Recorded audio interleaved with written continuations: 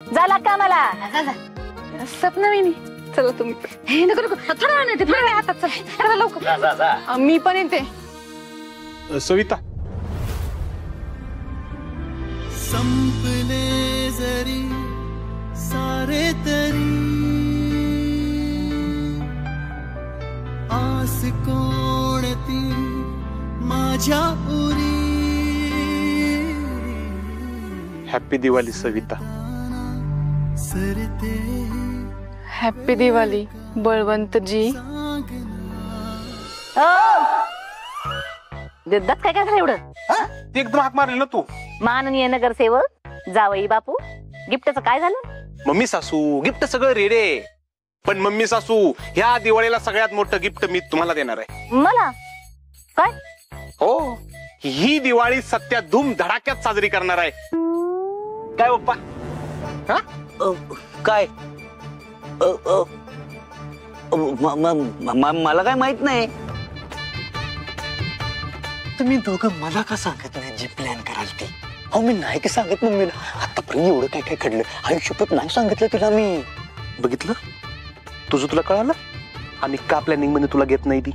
तुझ्या पोटात काय पोटातलं वटात येते वटाच काय डोळ्यात दिसते सगळं दाजी दाजी दाजी अवघड जागाचं दुखणं आहे दाजी दाजीला भेटण्याची अजिबात गरज नाही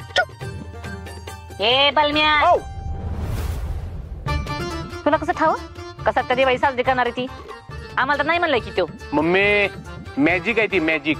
ढंट्या टिलिली टिलिली ढंट्या ट्याऊन हे ग बस काय मॅजिक असं काय नाही ग उगाच त्याचं काय मनावर घेऊ नकोस काय बी सांगत असतोय नक्की ना हा मग ठीक आहे बघते मी फराळाचं युवराज जी पीजी बॅग उचला दाजी कसं अवसर आणलाय का काय याच्यात तुझ्याच बहिणीचं साहित्य आहे सगळं त्यात माझं काहीच नाही त्यात ए तू चल आपल्याला कार्यकर्त्यांकडे जायचंय नाही जा तुझं तुम्ही नाही येत का मला जरा आमच्या सासरी बुवाशी महत्वाच्या विषयावर बोलायचंय सामाजिक जीवनात काम करत असताना राजकीय जीवनात काम करत असताना माझ्या प्रभागामध्ये दिवाळी साजरी करायच्या लोकांबरोबर तर मोठ्या माणसांची अनुभवी माणसांची सल्ल्याची मला गरज आहे या ठिकाणी